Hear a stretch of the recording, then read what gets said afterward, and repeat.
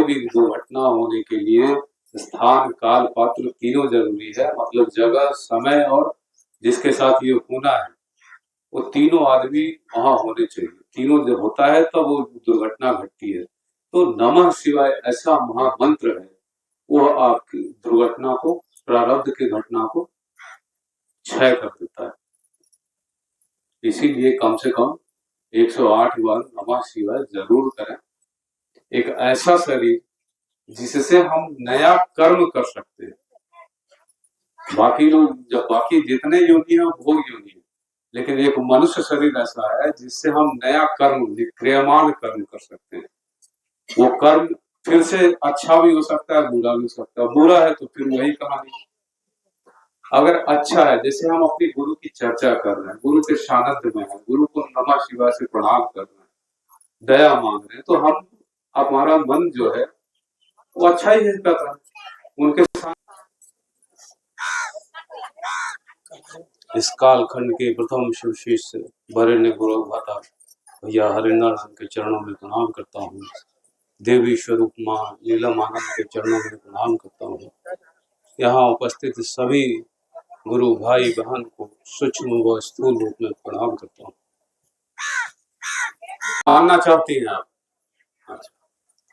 दीदी, आपसे आग्रह है, एक कलम कागज ले लीजिए और उनका नाम लिखिए जो शिव को अपना गुरु बनाना चाहते हैं। चर्चा की शुरुआत हम दया से करते हैं।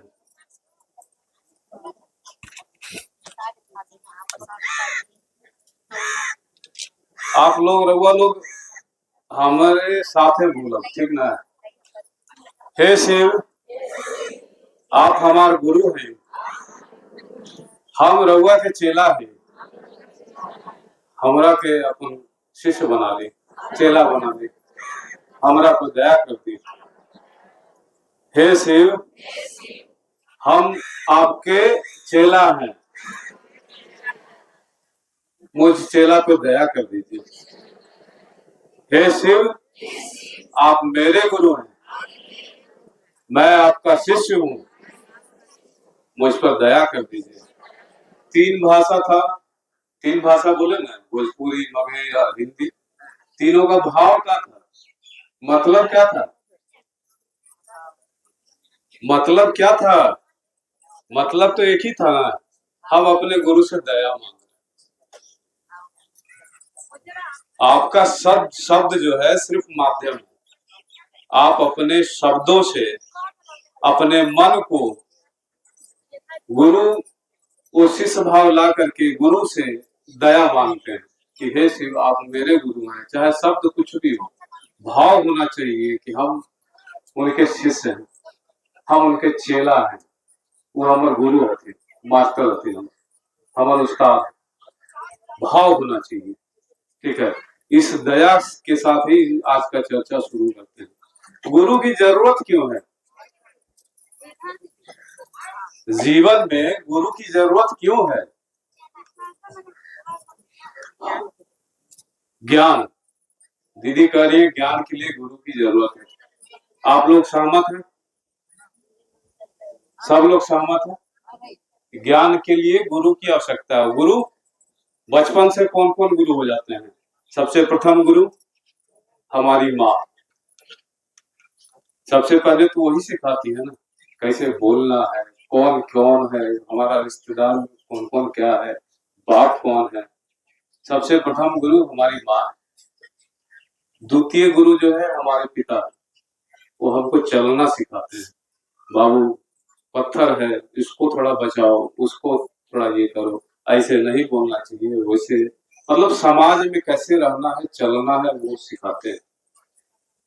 बाद में हम लोग स्कूल जाते हैं तो वहां हम लोग शिक्षा ग्रहण करते हैं। सामाजिक जो शिक्षा होती है, किताबी जो ज्ञान होता है, वो भी जरूरी है, लेकिन सबसे बड़ा जो ज्ञान है अध्यात्म का, वो गुरु वास्तव में हमारे पूरे जीवन के लिए बहुत ही आवश्यक है।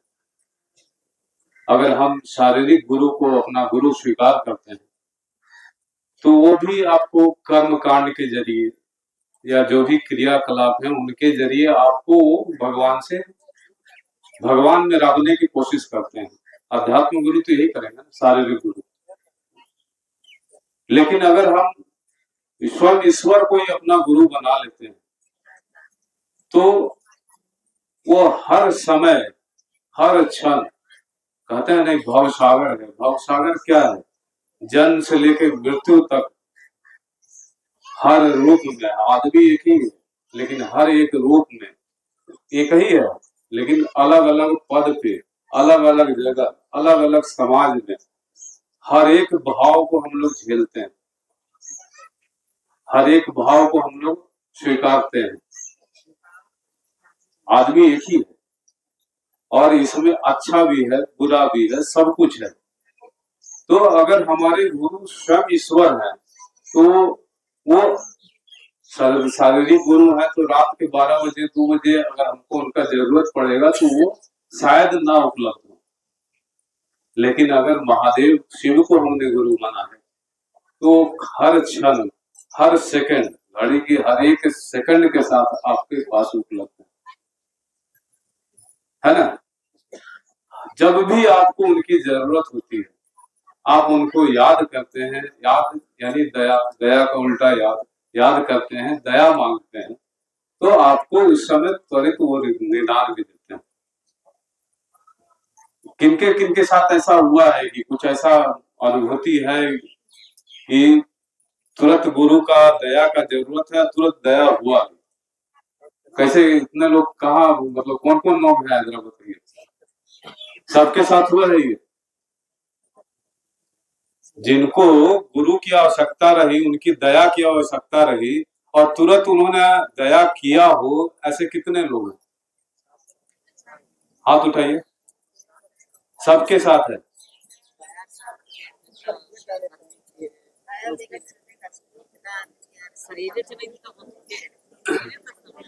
अच्छा अभी बताइए, एक गुरु खाली शिव है हमारे गुरु, उन्होंने कैसे सबको एक साथ दया कर देते हैं? कभी विचार किए? कभी विचार किए?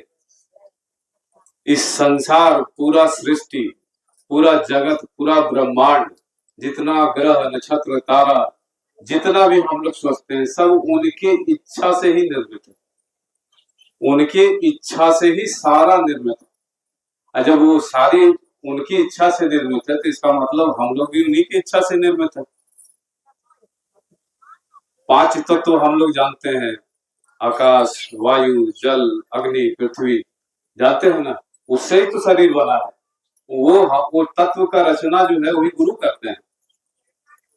लेकिन वो तत्व तभी काम करता है जब उसमें शिव हो, यानी वो गुरुदेव, वो महादेव, वो आदि गुरु आपके अंदर ही है। वही है जो इन 5 तत्व को चला रहे हैं। और जैसे ही वो निकलते हैं, शिव निकले कि हमारा शरीर शव हो जाता है, हो जाता है। फिर इसकी कोई जरूरत नहीं। तो गुरु कहीं बाहर नहीं है, आपके अपने अंदर है। खाली देखना ये है कि हमारा मन जो है वो इस जगत के माया में, इस जगत के झंझावात में, इस जगत के चक्र में ऐसा उलझा हुआ है ना कि हम लोगों को अपने ऊपर, मतलब आप जो, अगर शिव खुद आपके अंदर है, देवों के देव महादेव अत्यंत शक्तिशाली, तो आपके अंदर वो शक्ति नहीं है क्या? है तो। लेकिन वो हमारा मन जो है ना इस चीज को नहीं समझता है। क्यों नहीं समझता है? हमारा मन फंसा हुआ है कहाँ? नकारात्मक सोचने में, गलत सोचने में, कि गड़बड़ा देती, कि ऐसे गलत होती या वैसे गलत होती, ये अच्छा ना हो गई, वो करवे तो हमारा पैसा अच्छा हो जते, ये हमारा मकान बन जाते। मतलब जो चीज इस संसार के लिए, भौतिक जरूरत के लिए जरूरी है, हमारा मन पहले उसी को पकड़ता है। और जब बचपने से ही आदत है, मन को तो सिखा, बचपन में थे तो चॉकलेट खिलौना के लिए जिद करते थे। जैसे जैसे बड़े हुए, समझ जैसे जैसे जिस स्तर पर बढ़ता चला गया उस सामान के लिए जिद होता गया और उसके लिए प्रयास भी करते रहे। हमारा शरीर बिना मन के इच्छा के, हमारा शरीर कोई काम ही नहीं कर सकता है। हमारे मन में विचार जब आता है तभी तो हमारा जुबान बोलता है। यानी कि सबसे पहले हमको अपने मन को कंट्रोल करना है, अपने मन से, अपने गुरु से। अपने गुरु कौन गुरु? जो आपके अंदर है, आपके प्राण में बसे हुए। उस गुरु को अपने मन में जो भी छवि उनका आता है, वो हर रूप में है, निराकार भी है, साकार भी है, आकार में भी है, जो आपको लगता है, जिस रूप में आपको वो दिखते हैं, मन में उनकी आकृति ला करके आप अपने गुरु को उनसे दया मांगिए। शब्द कुछ भी हो, भाव यही है कि आप मेरे गुरु हैं, आपको मुझसे दया करना। और दया, दया तो अनुभूति अभी हमने पूछा है सबके साथ हुई। दूसरा जो सूत्र है, चर्चा करना। चर्चा भी हम अपने स्वयं के लिए करते हैं। अभी दीदी बोल रही थी, संजू दीदी, कि हम यहाँ अपने लिए आए। सबसे पहले हमारा मन तो सिर्फ शिष्य बने तब ना हम आपको बता सकते हैं। तो चर्चा वो विधा है, इतना सुंदर विधा है, जिससे हमारा मन 3 तरीके से इस बात को पकड़ता है कि सिर्फ मेरे गुरु। जब हम अपने गुरु की बात करते हैं, पहले तो हमारा मन विचार करता है, फिर हमारे जुबान से वो विचार जो है बाहर निकलता है, फिर हमारे कान उस शब्द को सुन के वापस मन में विचार आता है। यानी एक ही शब्द से वाक्य को जो है 3 तरीके से हमारा मन सोचता है। तो हमारा मन का जो समर्पण है, उतना देर गुरु की चर्चा में ही, गुरु के समीप ही लगा रहता है। इससे हमारा मन उनका शरणागत होता है। मन में एक शरणागति होता है कि गुरु है, गुरु मेरे अंदर है, वो है, और हम उनके शिष्य बनने की प्रक्रिया में अपना मतलब अपनी बात हो रही। और हमारी वाणी से अगर आपके मन में भी ये भाव उत्पन्न होता है, आप इस बात को पकड़ते हैं, तो आप भी उस मार्ग पे। हम लोग प्रयास कर रहे हैं अपने मन को, कि हम अपने मन को अपने गुरु के समीप, उनके चरणों में रख करके उनका शिष्य बने। चर्चा में ये है। दूसरा चीज है, किसी के मुंह पे उसकी बड़ाई कीजिए, किसी के मुख पे उसकी बड़ाई कीजिए, वो अच्छा है, कि पीठ पीछे उसकी बड़ाई कीजिए, वो अच्छा है। तू बड़ा सुंदर है, तू बड़ा अच्छा है, तू बहुत ध्यान रखता है, किसी को बोलिए, या तीसरा आदमी से कि फलाना बड़ा अच्छा है, बहुत सबके ध्यान रखता है, वो अच्छा है। मुंह पे बड़ाई करना तो उचित नहीं। तो चर्चा एक माध्यम है कि हम अपने गुरु को, गुरु की बड़ाई हम आपसे ही करना। पूजा में हम लोग गुरु मतलब जो भी देवता सामने बैठे हैं, उन्हीं की बड़ाई कर रहे हैं। ओम जय जगदीश, ओम जो भी है, ओम गणेशाय नमः, ओम लक्ष्मी नमः, उनकी बड़ाई उनके मुंह पर कर रहे हैं। लेकिन यहाँ हो रहा है, हम अपने गुरु की बड़ाई हम उनके पीछे कर रहे हैं। हालांकि गुरु सर्वज्ञ सब जगह है, आपके अंदर भी है, हमारे अंदर भी है। तो चर्चा ये भी है। और तीसरा जो वजह है चर्चा का, कहते हैं कि पूजा 40 साल की जो पूजा है, उसका जो फल होता है, और 4 घंटे की चर्चा, दोनों का फल बराबर होता है। 40 घंटे की पूजा और 4 घंटे की चर्चा, दोनों का फल बराबर है। क्यों बराबर है? पूजा में मन एकाग्र नहीं रहता है, मन एक जगह स्थिर नहीं रहता है, कभी रहा कभी नहीं रहा। तो हो सकता है आज हम पूजा किए, मेरा मन स्थिर नहीं था, लेकिन एक प्रक्रिया है, वो करके हम निकल गए। लेकिन जब हम चर्चा करते हैं, तो हमारा मन अगर एकाग्र नहीं होगा, तो हम ये बात नहीं कर सकते हैं कि सिर्फ मेरे गुरु है और उनकी दया की बात नहीं कर सकते। इसलिए चर्चा में मन को एकाग्र करना पड़ता है, और जितना देर आपका मन गुरु में लगा रहता है, तो गुरु के समर्पण भाव में ही रहता है। इसीलिए चर्चा का फल जो है पूजा से कहीं ज्यादा है। इसलिए चर्चा जरूर कीजिए, उससे हमारा मन जो है गुरु के शरणागत जाता है। और तीसरा सूत्र है नमः शिवाय, से अपने गुरु को प्रणाम करना। कम से कम 108 बार जरूर किया करें, चाहे वो हाथ पे करे, चाहे रुद्राक्ष की माला पे करे, चाहे जैसे भी विधा हो, आप 108 बार कम से कम जरूर करें। उसका परिणाम जो है बहुत सुंदर है। महामंत्र है, भैया भी बताए, बंटी भैया, महामंत्र है। और कैसे है ये आपको बता देते हैं, सबको पता है। करीब करीब सारे लोग जितने भी यहाँ पे उपस्थित हैं, उन सभी लोग जानते हैं। कोई भी दुर्घटना के लिए स्थान मतलब जगह, काल, काल मतलब समय, समय स्थान और पात्र जिसके साथ दुर्घटना होना है, ये तीन चीज जब एक जगह मिलते हैं तभी वो दुर्घटना घटती है। अच्छा, हम लोग का मनुष्य शरीर मिला, गलती का पुतला तो है ही, ऐसा नहीं है कि हम लोग देवता है। गलती पहले भी किए होंगे, पहले जन्म में भी किए, इस जन्म में भी हुआ है। तो गलती जो किए हैं तो उसका फल, अच्छा जो कर्म किए हम लोग, चाहे वो गलत हो चाहे अच्छा, उसका फल तो भोगना ही है। तो आप यूं समझिए कि जो कर्म हमने किया, चाहे अच्छा चाहे बुरा, वो अनंत गोडाउन आप समझ सकते हैं, मतलब विशाल गोडाउन, गोदाम, जिसमें वो कर्म संचित है, जमा है। वो कर्म जो है अच्छा भी होता है बुरा भी होता है, वो जमा है। जब हम अपनी माँ के गर्भ में आते हैं तो उसमें से थोड़ा कर्म निकाल के हमको दे दिया जाता है कि बाबू या बहिनी, धरती पे जा रहे हो कि लेते जाओ, तुम्हारा अपना किया हुआ कर्म है, इसमें से निकाल के तुमको दिया जा रहा है, इसको आपको भोगना है। कर्म, संचित कर्म से निकाल के हमको गर्भ में जैसे ही शरीर उद्धारी हुए उसी समय दे दिया गया कि भाई आप जा रहे हैं, ये आपका अपना कर्म है, इसको आपको भोगना है। वो कर्म अच्छा भी है और बुरा भी है, वही हमारा भाग्य हो जाता है, वही प्रारब्ध हो जाता है।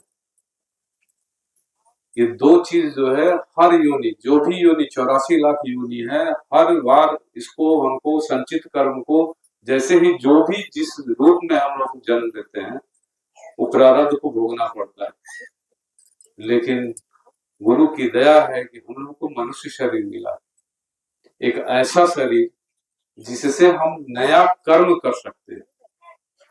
बाकी लोग, जब बाकी जितने योनि हैं भोग योनि है, लेकिन एक मनुष्य शरीर ऐसा है जिससे हम नया कर्म, क्रियमान कर्म कर सकते हैं।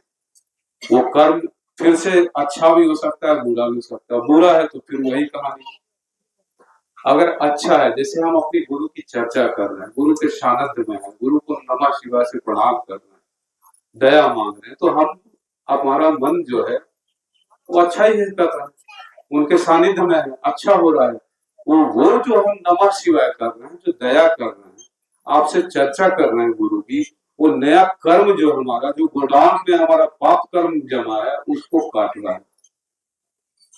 एक तो दिया गया है शरीर के साथ ही भोगने के लिए, जमा और भी है, ये मत सोचिए कि खत्म है। 84 लाख योनि इसे ही नहीं बना, भोगना है उसको, संचित जो भी कर्म है अच्छा या बुरा, उसको भोग के खत्म करना है 84 लाख योनि में। तो अगर मनुष्य शरीर में हमको साथ साथ दिया जाता है प्रारब्ध, भाग, भाग तो दे दिया, उसमें तो कुछ बदलाव होना नहीं, अच्छा है तो उसको भी भोगना है, बुरा है तो उसको भी भोगना है।